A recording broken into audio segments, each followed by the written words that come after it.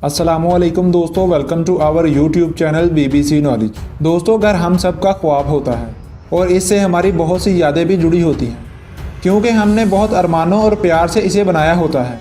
और जब हम शाम को काम से थके हारे होते हैं तो एक सिर्फ घर ही होता है जो हमें आराम के लिए जगह देता है।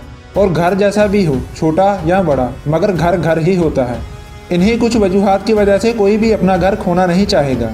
तो दोस्तों, आज की इस वीडियो में हम बात करने वाले हैं दुनिया के ज़िद्दी मकान मालिकों के बारे में, जिन्होंने किसी भी कीमत पर अपना घर बेचने से इनकार कर दिया।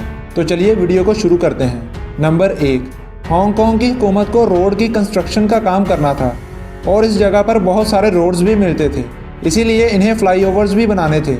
लेकिन इस जगह के 3 मालिकों ने हुकूमत को अपना घर बेचने से साफ इनकार कर दिया।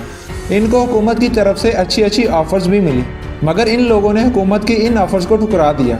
हुकूमत इनको बहुत सारे पैसे भी देने को तैयार थी, लेकिन वो फिर भी नहीं माने और बिलाखिर हुकूमत ने इन बिल्डिंग्स को छोड़कर ही इनके इर्द गिर्द फ्लाईओवर्स बना दिए और इसी से हुकूमत को काम चलाना पड़ा। आप इस रोड के बिल्कुल सेंटर में बने इन मकानात को देख सकते हो। नंबर 2, चीन में वू पिंग नामी एक खातून एक छोटे से कस्बे में रहती थी।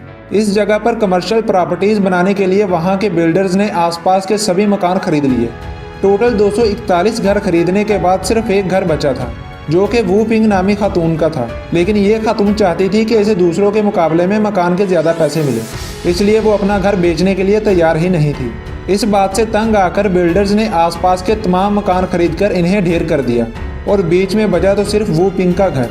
इस काम से अब वू पिंग भी बहुत तंग आ चुकी थी और बिल्डर्स भी इस मकान को ऐसे ही नहीं छोड़ना चाहते थे और उन्होंने भी थोड़े दाम बढ़ाकर वो मकान खरीद लिया और वू पिंग ने भी मकान बेचकर अपनी जान छुड़वा ली।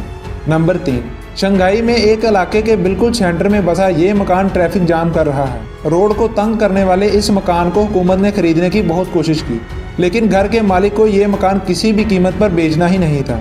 बहुत कोशिश के बाद जब हुकूमत इस मकान को खरीदने में नाकाम रही तो उन्होंने इस मकान को छोड़कर इसके इर्द गिर्द रोड बना दिया। ये घर आज भी वहीं मौजूद है और ट्रैफिक जाम का बाइस बना हुआ है और इस घर में आज भी कुछ लोग रहते हैं। नंबर 4, 2004 में चीन के दारुल हुकूमत शंघाई में एक हाईवे की बुनियाद रखी गई। हाईवे के रास्ते में आने वाले सारे मकान हुकूमत ने खरीद कर साइड पर करवा दिए, बस एक मकान को छोड़कर। ये ज़िद्दी मकान मालिक अपना घर छोड़ने को राजी ही नहीं था और जब हुकूमत हार गई तो हुकूमत ने इस घर को छोड़कर इसके आसपास ही रोड बना दिया।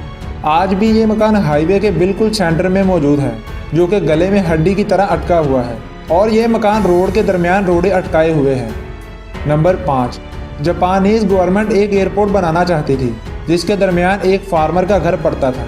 इस मकान मालिक को हुकूमत ने दरमियान से हट जाने के लिए बहुत सी ऑफरें कराईं और ऑफ़र इस हद तक बढ़ गई कि वहाँ की गवर्नमेंट इस फार्मर को 35 करोड़ रुपए देने को भी तैयार हो गई, मगर फार्मर ने इस ऑफ़र को भी ठुकरा दिया और अपना मकान बेचने से साफ इनकार कर दिया। और आखिर इस हुकूमत को भी इस फार्मर की जगह छोड़कर बाकी की जगह पर ही एयरपोर्ट बनाना पड़ा और आज भी इस फार्मर का घर एयरपोर्ट के बीचों बीच खड़ा है। तो दोस्तों, ये थी आज की हमारी वीडियो। उम्मीद करता हूँ कि आपको हमारी वीडियो पसंद आई होगी। अगर वीडियो पसंद आई हो तो वीडियो को लाइक कीजिए, इसे शेयर कीजिए। इसके अलावा हमारे यूट्यूब चैनल BBC नॉलेज को सब्सक्राइब करना ना भूलिएगा। मिलते हैं अगली वीडियो में, तब तक के लिए मुझे इजाज़त दीजिए। अल्लाह हाफिज़।